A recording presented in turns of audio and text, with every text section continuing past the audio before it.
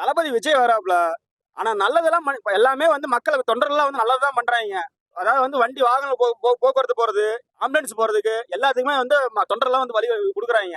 ஆனா வந்து மற்ற கட்சிகள் மற்ற கட்சிகள் வந்து அதை வந்து என்ன பண்றாங்கன்னா தப்பா தவிர எடுத்து போடுறாங்க. சரிங்களா? விஜய் வந்து இங்க இருந்தா வந்துட்டு இருக்காப்ல. ஆனா எவ்வளவு கட்டுப்பாடு தெரியுமா? கையை இவ்வளவு தூக்கணும், தலையை காட்டக்கூடாது, எப்படியே தலையை காட்டக்கூடாது, கை காட்டக்கூடாது, மேல ஏறக்கூடாது, ரோட் ஷோ பண்ணக்கூடாது. அப்புறம் உதயநிதி போறாப்ல இல்ல, உதயநிதி போறாப்ல இல்லையா, அதுக்கு மட்டும் ஏன் கட்டுப்பாடு போடல? உதயநிதி போகும்போது என் கட்டுப்பாடு போட மாட்டேங்க. ஸ்டாலின் வந்தாப்ல 30 கிலோ எங்க கரூர்ல, அதுக்கு நீங்க கட்டுப்பாடு ஏன் போடல?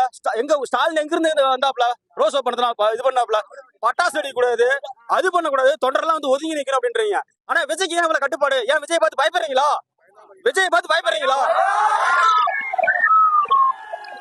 விஜய் பார்த்து பயப்படுறீங்களா?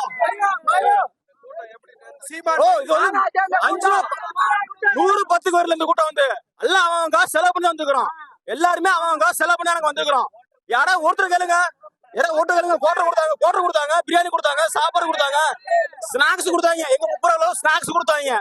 அதை நீங்க பாத்துருப்பீங்க.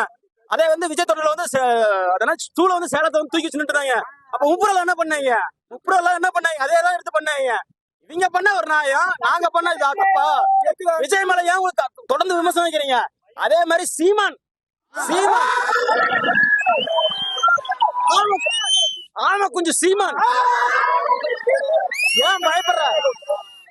ஏன் பயப்படுற நீ? ஏன் விஜய் பார்த்து பயப்படுற? சாட்டை மருத்துவமன் டிவிக்கு ஏன் பயப்படுற? எதுக்கு பயப்படுற? சீமானை பார்த்து விஜய் பார்த்து ஏன் பயப்படுற? செய்திகளை உடனுக்குடனும் துல்லியமாகவும் தெரிந்து கொள்ள சப்ஸ்கிரைப் பண்ணுங்க.